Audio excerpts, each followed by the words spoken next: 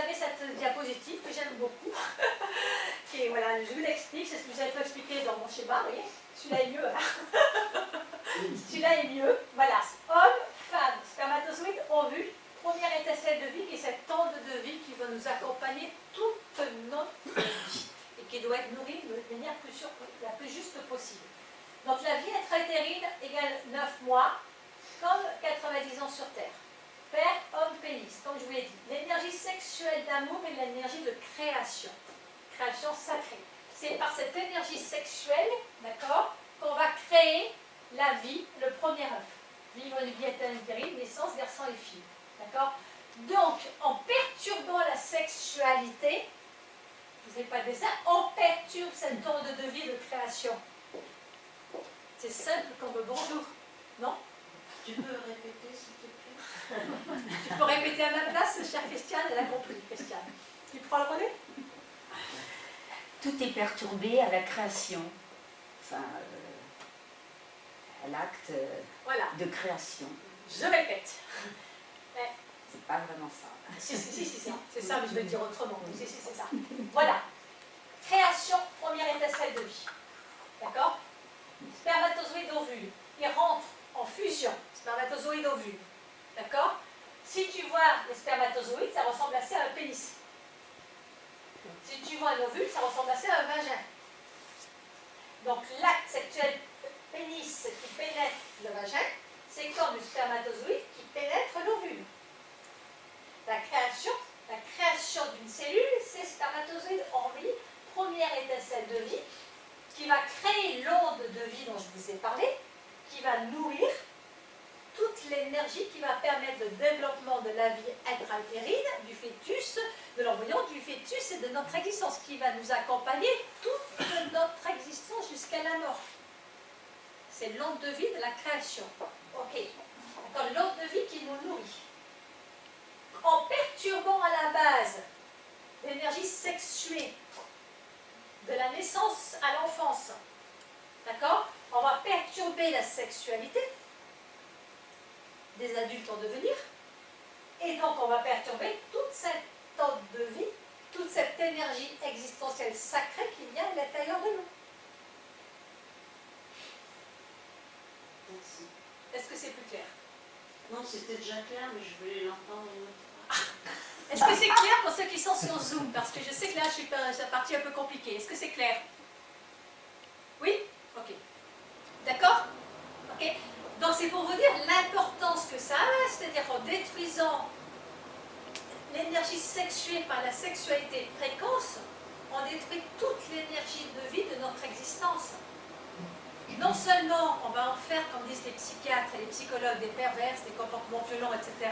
Ok, ça c'est le domaine des psychiatres et des psychologues, mais on perturbe aussi l'onde de vie existentielle qui est à l'intérieur de nous, qui va nous faire des je veux dire, je ne sais même pas ce que ça peut donner au niveau énergétique qui va voir. C'est un non-sens total, c'est plus qu'un non-sens. Pour aller jusqu'au bout du raisonnement, je peux dire c'est destruction de la vie. Hein. Parce que cette énergie-là, elle crée la vie, et c'est l'énergie de l'amour. Donc on enlève l'amour, on fait l'acte sexuel, comme dirait Ariane de l'Érable, hein, bouche-trou, tout simplement. Un premier plan de conscience, encore même pas, un besoin primaire de faire l'amour, mais pas d'être dans l'amour. Et donc on enlève toute cette énergie de création de la vie qui fait que, voilà, ça va perturber quand même tout ça. On tue l'énergie de vie, quoi. On anéantit l'énergie de vie, l'énergie vitale de la création et qui est sacrée. C'est sacré au niveau de conscience. Hein. Ok? Donc c'est grave.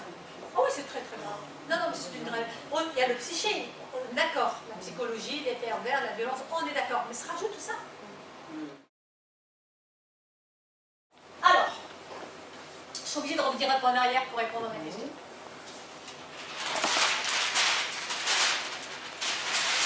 Là, on est sur le futur. D'accord? Ce qui se passe déjà depuis des années, on sait qu'avec la pornographie, la vulgarisation de la sexuelle, la pornographie, tout ce qui se passe, il y a déjà une perturbation importante de la sexualité qui est arrivé au plus bas niveau, hein, et absolument, si vous voulez, l'acte d'amour sexuel, d'amour, énergie sacrée, c'est 3-4%. Hein. Je veux dire, c'est l'acte primaire.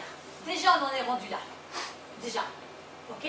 Donc, effectivement, les parents qui sont de cette génération, qui ont été élevés comme ça, s'ils n'ont pas cette conscience-là, déjà les enfants qui fabriquent perturbent l'énergie sexuelle.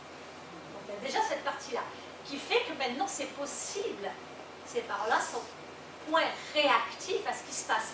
Les parents qui sont réactifs à ce qui se passe, c'est des personnes qui ont fait un travail sur eux, de conscience, de spiritualisme, qui se rendent compte que cette énergie, elle est sacrée.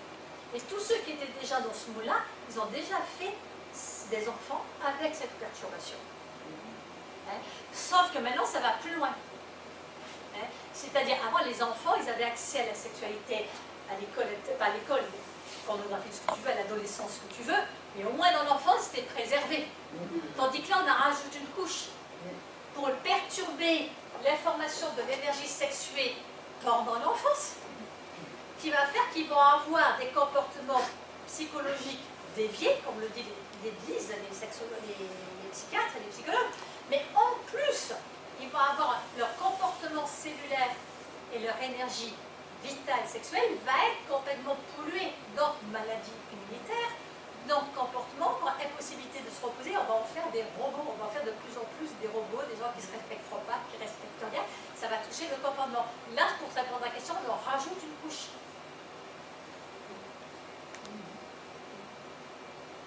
Et donc, eux, plus tard, quand ils vont avoir des relations sexuelles, eh ben, ils vont faire l'acte sexuel avec cette déviance, cette bas de gamme, juste, et on va perdre cette énergie sacrée de la création qui n'existera plus. Et là, c'est dramatique, parce qu'on est fait d'énergie et de matière. Donc, si la matière ne va pas être nourrie, donc beaucoup plus de maladies, de comportements violents, et puis cette énergie de création, on va perdre le sacré, excuse-moi. Hein. Là, on en rajoute une